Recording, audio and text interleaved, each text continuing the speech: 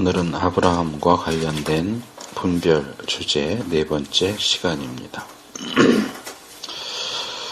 오늘 살펴볼 내용은 우리가 아브라함에 대해 첫 번째 살펴봤던 내용과 크게 차이가 나지 않습니다. 첫 번째 시간에 살펴본 내용은 아브라함이 애굽으로 내려갔다가 바로에게 아내를 뺏겼다가 되찾은 내용을 다룬다면, 오늘 살펴볼 내용은 아브라함이 그랄로 갔다가 아내를 빼앗긴 사건을 다루고 있습니다. 그래서 성경을 비평적으로 보는 학자들은 이렇게 아브라함 생애에서 똑같은 일이 두 번 일어날 수는 없다. 또 이 비슷한 일이 아브라함의 아들인 이삭의 경우에도 한 번 더 같은 그랄에서 일어나기 때문에 이것은 이 이야기를 편집한 사람이 실수한 거다. 한 번 일어났는데 잘못해서 두 번, 세 번 넣게 됐다라고 이야기를 합니다. 하지만 우리는 그렇게 보지 않습니다. 우리가 인생을 살다 보면 비슷한 일이 많이 일어납니다. 비슷한 실수를 여러 번 저지릅니다. 그리고 본문을 자세히 보면 겉으로 보기에는 거의 같아 보이지만 이 세부적인 부분에서 차이가 나는 것을 볼 수 있습니다. 그래서 이 본문은 단순히 한 번 일어났던 일을 두 번, 세 번 실수로 기록한 것이 아니라 이 사건을 통해서 하나님이 우리에게 주시고자 하는 말씀과 교훈이 있다. 그것이 무엇일까 하는 것을 살펴보려고 합니다. 오늘 말씀은 주로 1절과 2절을 중심으로 해서 말씀이 될 거고, 그 나머지 부분은 조금 간략하게 살펴보도록 하겠습니다. 여기 보면 아브라함이 그랬어요. 이 아브라함이 처음 가나안 땅에 들어왔을 때도 보면 점점 남방으로 옮겨갔다. 이 남방은 네게브라고 하는 지역을 의미를 풀어서 번역을 한 건데, 네게브라고 그냥 하는 것이 더 옳습니다. 네게브 지역으로 내려가다가 흉년이 와서 애굽으로 넘어갑니다. 물론 그때는 여기는 지금 아브라함 그랬고, 그가 애굽으로 내려갈 때는 아브라함이 아니고 아브람이죠. 이름이 다르죠. 여기서는 이미 이름을 하나님이 바꿔주신 이후에 일어난 사건이기 때문에 같은 사람이지만 12장에서는 아브람이고 여기 20장에서는 아브라함으로 이름이 바뀝니다. 그리고 본문에서 아브라함이 남방으로 이사했다. 이 12장에서는 그냥 점점 옮겨가다가 남쪽으로 이렇게 내려오다가 흉년이 오니까 애굽으로 넘어간 것으로 나오지만, 여기는 흉년이 왔다는 얘기도 없고, 또 이전에 애굽에서 어려운 일을 겪어서 그랬을 수 있겠지만 애굽으로 가지 않습니다. 그냥 원래부터 목표가 네게브예요. 남방으로 가서 이사했다. 좀 더 구체적으로 말하면 그곳은 그랄이라고 하는 나라, 아마 블레셋 계통인 것으로 보이는데, 그랄이라고 하는 나라에 들어가서 살았다. 근데 아브라함이 이 그랄에 들어가서 살면서 그곳 사람들에게 이 사라를 자기 누이라고 소개를 합니다. 이때 사라의 나이가 89세입니다. 89세인데 여전히 아름다웠나 봐요. 그래서 걱정이 돼서 아내인 사라를 누이라고 속였고 그 결과 애굽에서와 똑같이 이 왕이 사라를 데려갑니다. 물론 여기는 애굽 왕이 했던 것처럼 사라를 데려간 대가로 소나 양이나 노비를 줬다 하는 내용은 나오지 않습니다. 물론 줬을 가능성이 높지만 어쨌든 본문에 나오지 않죠. 우리가 여기에서 믿음의 조상인 아브라함이 똑같은 실수를 되풀이하고 있는 것을 보게 됩니다. 우리도 살아가면서 했던 잘못을 또 하고 반복하기도 합니다. 범죄하고 진실된 마음으로 회개했는데 얼마 못 가서 또 같은 죄를 짓기도 합니다. 그게 우리 인간이 지고 있는 연약성이고 거기서 예외가 되는 사람은 아마 아무도 없을 겁니다.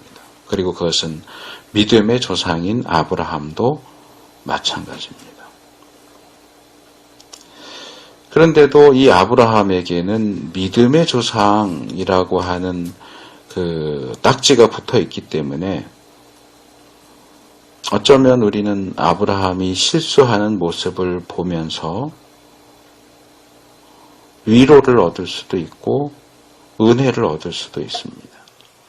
다른 사람이 잘못하는 것을 보고 좋아하는 것은 좀 이상한 일이겠지만 믿음의 조상인 아브라함도 그랬어 라고 하는 것은 어느 정도는 우리에게 위로를 주기는 하죠. 그런데 이 본문이 우리에게 교훈하는 것이 사람은 누구나 다 실수를 한다. 봐라, 믿음의 조상 아브라함도 실수를 했다. 같은 잘못을 또 저질렀다.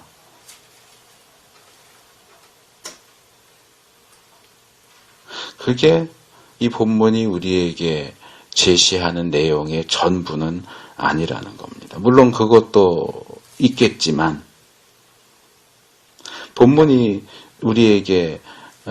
통해서 하나님이 우리에게 말씀하고자 하시는 것은 봐라, 아브라함도 잘못했다. 그것일 수 없다는 거죠. 그래서 우리는 이 이야기에서 한 걸음 더 나갈 필요가 있습니다. 그렇다면 아브라함의 반복된 실수, 똑같은 죄를 다시 저지르는 것을 통해서 이 사건을 통해서 하나님이 우리에게 주고자 하시는 교훈이 무엇이겠느냐. 우선적으로는 우리가 이 사건을 겉으로 보면 애굽에서 일어났던 사건과 아주 비슷해 보이지만 구체적인 상황이 어떻게 달라졌는가. 12장에서 20장까지 오는 동안 어떤 일이 있었는가 하는 것을 좀 생각해 볼 필요가 있습니다. 아브라함이 애굽에서 어려움을 당했던 것은 12장 후반부 내용입니다. 그리고 애굽에서 올라와서 롯과 헤어지는 것이 13장이고요. 13장은 롯의 이야기를 이어가면서 이 여러 왕들이 전쟁하는 가운데 롯과 그의 가족이 잡혀갔고 아브라함이 그것을 추격해 가서 롯을 구해오는 내용을 다룹니다. 이 다른 사람이 자기 아내를 빼앗아 가기 위해서 자기를 죽이면 어떡하나 두려워했던 아브라함의 모습을 생각하면 겨우 300여 명 데리고 여러 나라 연합군을 추격해서 롯을 구출해내는 아브라함의 모습은 사실 우리가 생각하기 힘든 마치 다른 사람 같은 모습입니다. 그것은 아마도 12장과 13장 사건을 통해서 아브라함의 믿음이 좀 자랐다 라고 볼 수 있는 부분인 것 같아요. 그리고 15장으로 넘어오면 하나님께서 아브라함과 언약을 맺으십니다. 이 언약을 맺으시는 근본적인 이유는 뭐냐 하면 아브라함이 하나님이 자녀를 주신다고 하셨는데 주지 않으셨기 때문에 우리 집에 있는 종을 후계자로 삼아야 되겠습니다 라고 말을 했기 때문이고, 그래서 하나님은 아니다, 양자를 드릴 게 아니고 너의 몸에서 너의 친아들이 너의 후계자가 될 것이다 라고 약속하셨고, 그 약속에 대한 증거로 언약을 맺으신 겁니다. 그런데 16장으로 넘어가면 아브라함이 가나안 땅에 들어온 지 10년 후에 이 아내 사레의 제안에 따라 하갈로부터 이스마엘을 낳는 실수를 저지릅니다. 이때 아브라함 나이가 86세입니다. 이 16장 끝에 가면 이스마엘을 낳을 때 아브라함이 86세였다라고 굳이 소개를 하고 있어요. 그리고 바로 다음 장이지만 17장으로 넘어가면 아브라함이 16장에서 86세였던 아브라함이 99세가 되어서 나타납니다. 13년, 16장과 17장 사이에 13년의 공백이 있어요. 그리고 하나님께서 아브라함에게 너와 사레 사이에 아들이 태어날 것이다 라고 약속하시면서 두 가지를 하시는데, 첫째는 그들의 이름을 고쳐주신 27장에서 이름이 바뀌죠. 아브람을 아브라함으로, 사레를 사라로 이름을 바꿔주시고, 또 하나 할례라고 하는 징표를 주십니다.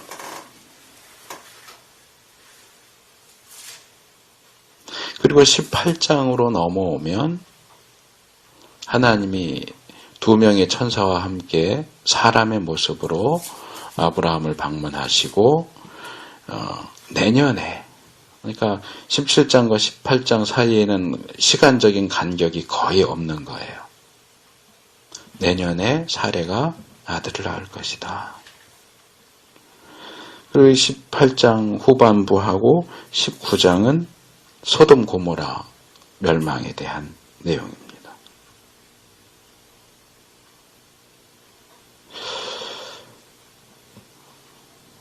여자의 임신 기간을 생각하면 9개월이잖아요.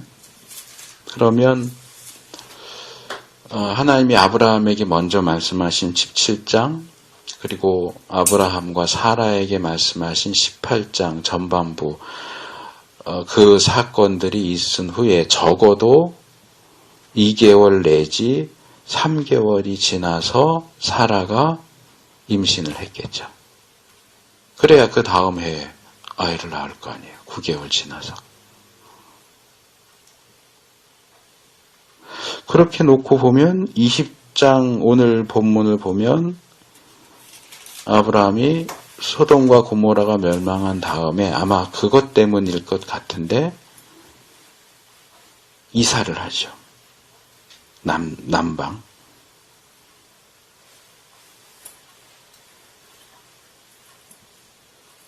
네겝으로 이사하고 옮겨가서 그랄이라는 곳에 정착을 합니다. 그런데 사라가 아비멜렉 왕에 의해서 취해지죠. 데려가죠. 아마 이 사건도 시간 간격이 그렇게 크지 않은 것 같아요. 만약에 분명히 사라는 임신하고 있었을 가능성이 높아요. 이때의 사라는 임신했을 거고, 그러나 임신 말기여서 배가 이렇게 불룩 나왔으면 누가 임신해서 아이를 베고 있는 할머니를 아내 삼겠다고 데려가겠어요. 그러니까 아마 임신 초기겠죠. 임신 초기에 데려갔어요. 근데 이렇게 보면 우리가 일반적으로 아브라함이 똑같은 실수를 또 하네 라고 볼 수 있지만 이게 쉽지가 않아요. 왜냐하면 창세기 11장에 보면 사레는 원래 불임이었다고 나와요. 근데 그것은 창세기 기자의 설명이에요. 아브라함과 사레가 누구 쪽에 문제가 있어서 자식이 없는지 어떻게 알아요? 지금처럼 의학이 발달해서 병원에 가면 이거는 남편 때문에 임신이 안 됩니다. 또는 아내 때문에 임신이 안 됩니다 해서 남자가 문제가 있는지 여자가 문제가 있는지를 알 수 있지만 저희 목사님들 모임에 모였다가 지금 이제 자기 양수리 쪽으로 교회를 옮겨서 못 나오는 목사님이 있는데 그 목사님도 아이가 없어요. 거기는 남자 쪽에 문제가 있어서 임신이 안 돼요. 근데 지금은 의학이 발달했으니까 그걸 알 수 있는데 이 시대는 어떻게 알아요? 남자에게 문제가 있는지 여자에게 문제가 있는지. 그리고 18장 11절에 보면 사라가 혼잣말을 하는데 내가 늙었고 경수도 끊어졌다. 월경도 이제 더 이상 안 하는데 라고 말하는 걸로 봐서는 그 이전에는 했단 얘기잖아요. 젊어서 정상적으로 월경도 했어요. 그런데 임신이 안 되는 거예요. 그러니까 아브라함에게 문제가 있는지 사라에게 문제가 있는지 어떻게 알아요? 그게 이제 17장에 16장에 가서 아브라함과 하갈 사이에 아이가 태어나니까 아브라함에게 문제가 있는 건 아니구나 하고 알 수 있었겠죠.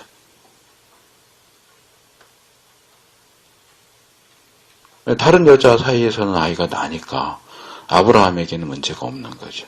사례가 문제가 있구나라는 게 좀 늦게 밝혀졌을 겁니다. 우리는 아예 11장에서 사례는 아이를 낳을 수 없다 이렇게 나오니까 처음부터 그럴 거라고 생각을 하지만 그 정황을 생각해 보면은 조금 얘기가 달라지죠. 그렇게 보면 12장에서 아브라함이 아내를 누이라고 속여서 애굽 왕이 그 여자를 아내로 삼겠다고 데려간 것은 상당히 위험한 거죠. 우리는 알아요. 원래 사례는 임신을 할 수 없는 여자야. 바로가 데려가 봤자 임신이 안 되죠.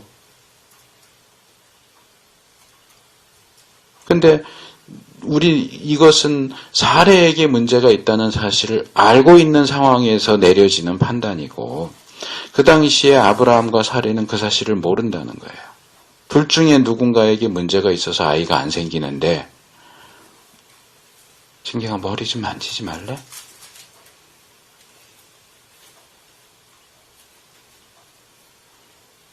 아내가 뺏겼으니까 이게 하나님이 아브라함에게 후손 씨에 대한 약속을 하셨는데 이 정작 아브라함의 아내가 아브라함의 씨가 아니고 다른 사람의 씨를 바로의 씨를 잉태할 가능성이 있는 거 아니에요. 그러니까 우리가 이런 상황들을 좀 면밀하게 생각을 해야지 그냥 쑥쑥쑥쑥 넘어가서 그냥 데려갔고 또 하나님이 또 다시 풀어주시고 이게 아니고 조금 더 깊숙이 생각해 볼 필요가 있어요. 그러니까 아브라함은 자기 아내가 다른 남자의 아이를 잉태할 수 있는 여건을 만든 거예요. 나쁜 거죠. 근데 이번에는 좀 달라요. 물론 여전히 사라는 불임이고 그리고 월경도 하지 않는 상태였기 때문에 그러면 뭐 데려가 봐야 뭐 소용없겠네 하겠지만 지금 상황을 보면 사라는 임신 중이에요. 원래 아이를 잉태할 수 없는 몸인데도 불구하고 하나님의 약속이 분명히 내년에 아이를 낳는다고 말씀을 하신 상황이기 때문에 말하자면 임신 초기예요. 의학적으로 볼 때도 임신을 하면 또 임신이 안 되기는 하죠. 그러니까 그 점에서는 문제가 안 돼요. 다른 사람의 씨를 잉태하게 된다라고 하는 그런 가능성은 없지만 문제는 임신 초기에는 그걸 정확히 뭐라고 부르는지 모르겠는데 이 수정된 아이가 착상됐다가 낙상되기가 쉬워요. 그래서 임신 초기엔 조심하라고 그런다. 어느 정도 아이가 이제 자리를 잡으면 유산되지 않지만 초기에는 이렇게 좀 몸을 험하게 한다든가 어떤 충격을 받는다거나 그러면은 아이가 유산되기가 쉽잖아요. 근데 임신 초기인 아내를 보호하기는커녕 자기의 생명을 구하기 위해서 다른 남자의 손에 들어가게 했다. 이건 더 나쁘죠. 사실 이렇게 보면 아브라함은 거의 악당이에요. 악당 수준이에요. 어떻게 그럴 수 있어요? 그래서 원래도 임신을 못하는 여잔데 75세에 가나안 땅에 들어와서 24년이죠. 99세니까. 24년을 기다려서 하나님의 그 놀라운 능력으로 말미암아 드디어 임신이 된 상태인데 이 여자가 낯선 아비멜렉의 궁에 끌려가서 뭔가 일이라도 당하거나 충격이라도 받으면 이 약속된 씨가 유산돼서 이건 아브라함 힘으로는 다시 임신시킬 수도 없는 상황인데 그렇죠? 그 유일무이한 그 기회를 아브라함 스스로 놓아버리는 거예요. 이렇게 보면 정말 문제가 많은 거죠.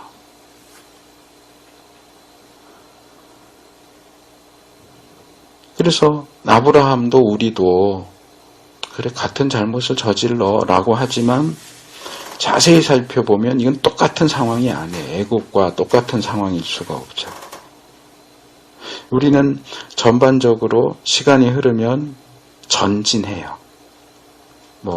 꼭 좋아지는 쪽으로만 전진하진 않아요. 나빠지는 쪽으로도 전진을 하죠. 근데 전진을 하고 있음에도 불구하고 과거와 동일하게 보이는 잘못을 또다시 저지른다면 그것은 과거보다 더 나쁜 상황, 더 나쁜 결과를 가져올 수도 있다 하는 사실을 기억할 필요가 있습니다. 모르고서 한 잘못과 알고서 한 잘못은 같지 않습니다. 1살 때 저지른 잘못과 비록 그 행동이 똑같았다고 해도 1살 때 저지른 잘못과 10살, 20살 때 저지르는 잘못은 같지 않아요. 제가 종종 예를 드는 대로 1살 때는 바지에 오줌 쌀 수 있어요. 1살이니까. 근데 10살인데도 바지에 오줌을 싼다. 20살인데도 바지에 오줌 싼다. 이 병원에 데리고 가야지. 뭐가 문제가 있는 거죠. 하는 행동은 똑같아요. 바지에 오줌 싸는 똑같은 행동인데 1살인 사람이 아이가 하는 것하고 20살인 청년이 하는 것하고는 같지 않아요. 아브라함은 무려 24년의 차이가 있어요. 24년 전에 애굽에 내려가서 잘못했고 24년이 지나서 이번에 그랄에서 또 잘못을 저질렀는데 겉으로 보기엔 똑같아요. 아내를 누이라고 속였어요. 근데 똑같은 실수를 했으니까 그냥 똑같은 결과가 나오겠지? 아니요, 그렇지 않다는 거죠. 우리가 지난 주일 오후에 마가복음을 공부하면서 이 귀신 들린 아이의 아버지 이야기에서 예수님이 뭐라고 그러세요? 마가복음 9장 19절에서 믿음이 없는 세대여 내가 얼마나 너희와 함께 있으며 얼마나 너희에게 참으려.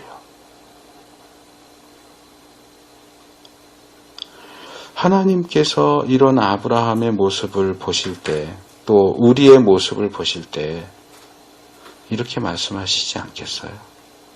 야, 내가 얼마나 너희를 참아야 되냐? 내가 언제까지 너희를 참아야 되냐? 이제 10년, 20년, 30년 지났는데 왜 너는 발전이 없냐? 똑같냐? 생각하는 것도 똑같고 말하는 것도 똑같고 행동하는 것도 똑같고 내가 도대체 언제까지 너를 참아줘야 되겠냐? 도대체 언제까지 사람은 연약해 라고 하는 것을 빌미로 해서 같은 잘못을 또 저지르고 또 저지를 건가요? 하나님의 약속, 하나님의 역사를 망쳐버릴 중대한 실수를 언제까지 똑같이 저지르고 언제까지 그것이 용납될 거라고 착각하고 있을 건가요?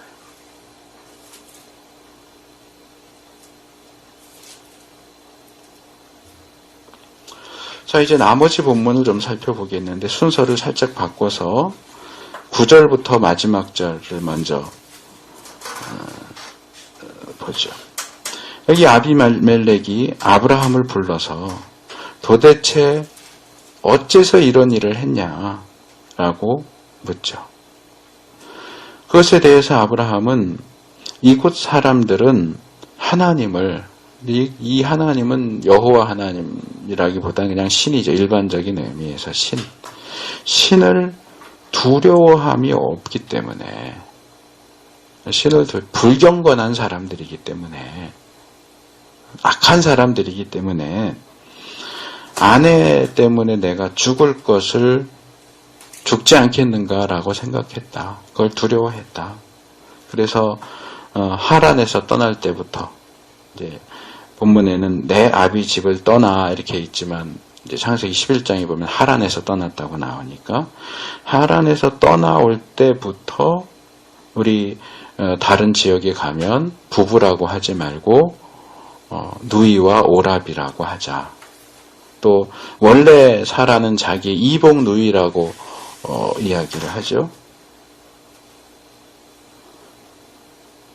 근데 사실 이 두 가지 이야기, 하란을 떠날 때부터 그러기로 했다. 또 사라는 원래 내 이복 누이다라고 하는 말을 우리가 어떻게 받아들여야 할지 불분명해요. 왜냐하면 둘 다 여기서 처음 나오는 얘기거든요. 우리가 알기로는 오랍이 누이로 하자라고 했던 건 애굽에 내려갈 때, 애굽에 도착하기 직전에 이렇게 하자라고 얘기가 처음 나왔지 하란을 떠날 때 그런 얘기를 했다는 내용은 안 나오거든요. 또 사라가 아브라함의 이복 누이라는 얘기도 안 나오거든요.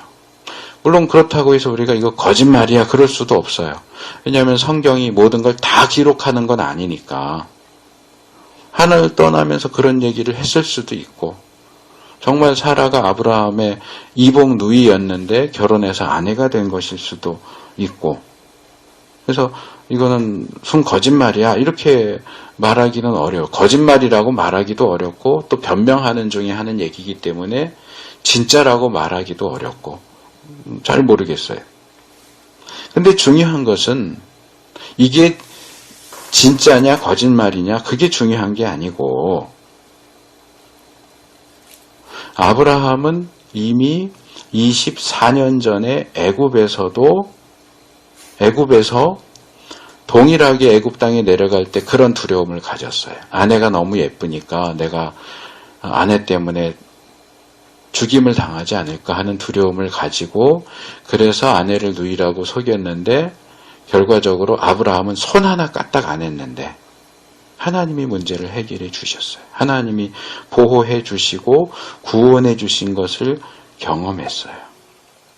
그러면 24년이라는 시간 동안 하나님과 관계를 맺어오고 여러 가지 일들이 있었는데 그러면 이제는 24년 전하고는 달라야 하지 않겠느냐는 거죠. 이제는 그래 내가 그럴 땅에 있지만 하나님이 보호해 주실 거야.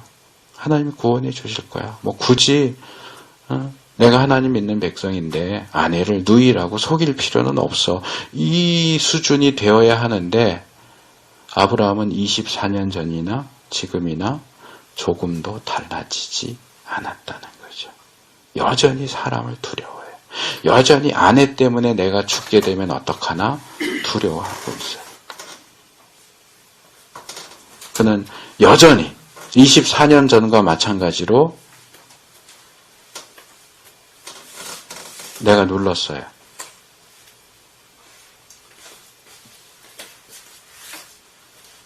하나님이 나를 보호해 주실 것이다라는 사실을 믿지 못하고 있어요.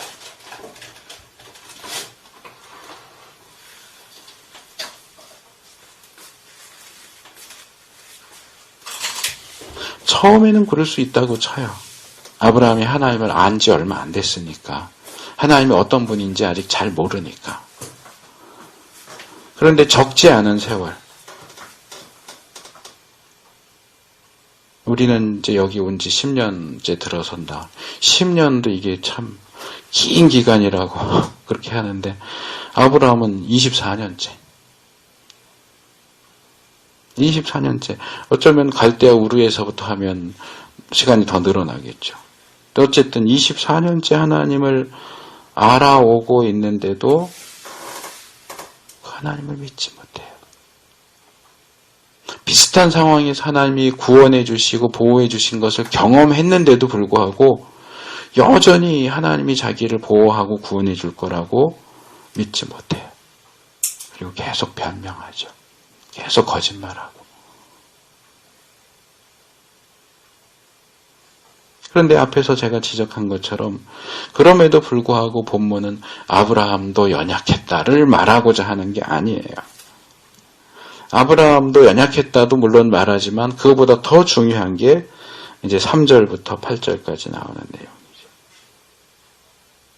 하나님께서는 아비멜렉이 사라를 데려간 그날 밤에, 바로 그날 밤에 아비멜렉을 찾아가셨죠. 꿈에. 아주 신속히 대처하시죠. 사라는 지금 잘못하면 물론 하나님이 보호하시면 뭐 유산도 될 거 없고 그러긴 하지만 일반적으로 말할 때 위험할 수 있는 상황이니까 즉각적으로 대처해서 아비멜렉이 꿈에 나타나셔서 손도 대지 마라 라고 말씀하시죠. 아브라함의 그런 아내를 누이라고 속이고 또 그것에 대해서 자기의 잘못보다는 이곳 사람들이 하나님을 두려워하지 않잖아요 라고 변명하는 아주 실망스러운 아브라함의 모습과는 대조적으로 여기 지금 이 본문 같은 경우는 한쪽에 아브라함을 놓고 한쪽에 아비멜렉을 놓고 이렇게 재보면 누가 더 의로우냐? 당연히 아비멜렉이에요. 물론 왕이 남의 여자를 그렇게 데려가는 건 잘하는 거냐? 물론 잘하는 거 아니죠. 근데 아비멜렉은 사라가 아브라함의 부인인 건 몰랐잖아요. 그리고 사실 그 당시 상황에서는 왕이 아내나 첩을 많이 두는 거는 뭐 일반적으로 통용됐던 거고 그게 옳은 건 아니지만 그래서 이 아비멜렉이 스스로의 입으로도 뭐라고 그래? 나는 온전한 마음과 깨끗한 손으로 이 일을 행했습니다. 나는 불법적인 거 하지 않았습니다. 그 여자를 강제로 뺏어온 것도 아니고 누이라고 하니까 내가 첩으로 삼아도 되겠느냐 해서 신하 보내서 정식으로 데려왔겠죠. 아브라함도 누이라고 했으니 그때 가서 아낸데요 이렇게 말했을 리도 없고 그랬다가는 죽을 수도 있다는 생각을 하고 있는 사람이 그걸 밝혔겠어요?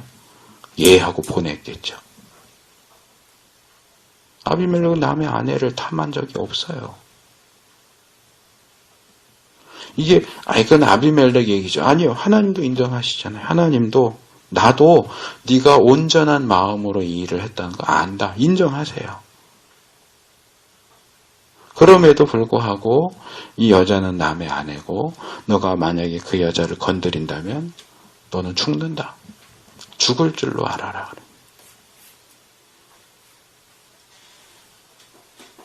아비멜렉은 하나님의 말씀에 순종합니다. 재밌는 것은 아브라함이 앞에서 11절에서 뒤에서 이곳에서는 하나님을 두려워함이 없으니 그렇게 말했는데 여기 8절에 보니까 아비멜렉이 그 이야기를 신하들에게 하고 그 이야기가 그랄 사람들에게 퍼지니까 어떻게 했다 그래요? 그 사람들이 심히 두려워했다. 뭐 하나님을 두려워했다는 얘기인지 재앙을 두려워했다는 얘기인지 그건 분명하지 않지만 두려워하잖아요. 아브라함은 그럴 거라고 생각도 안 했어요. 여기 있는 사람들은 신을 두려워하지 않아. 자기 하고 싶은 대로 하는 사람이야. 그러니까 나를 보호하려면 거짓말이라도 해야 돼. 라고 스스로 합리화시켰는데 여기 보니까 그럴 사람들이 신을 두려워해요. 신이 왕의 꿈에 나타나서 경고했다 하는 얘기를 듣고 그 여자를 건드리면 죽을 거다라고 하는 얘기를 했다는 얘기를 듣고 두려워해요. 그것도 심히 두려워해요.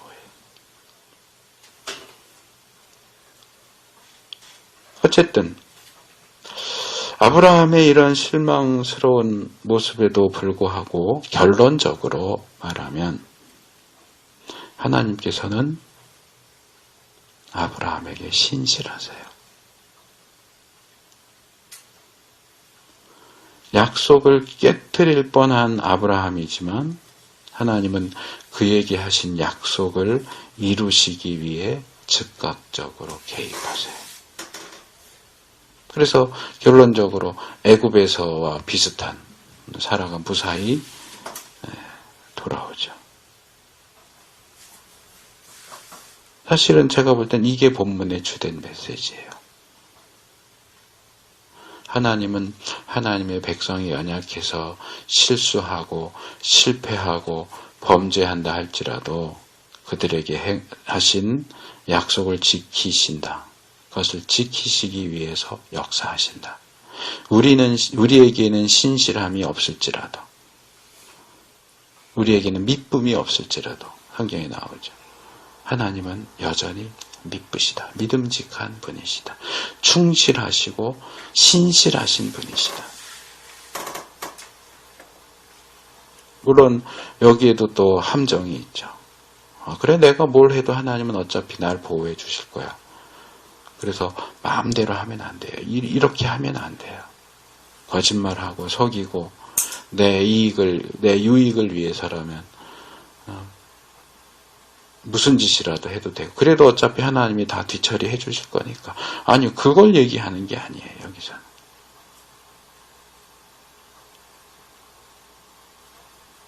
이 둘 우리의 책임, 우리가 제대로 분별하고 제대로 행동해야 하는 그 책임과 하나님의 성실하심과 약속을 지키시고 그것을 위해서 그의 백성을 보호하신다고 하는 이 두 가지가 조화를 이루어야죠. 균형을 잘 이루어야 돼요.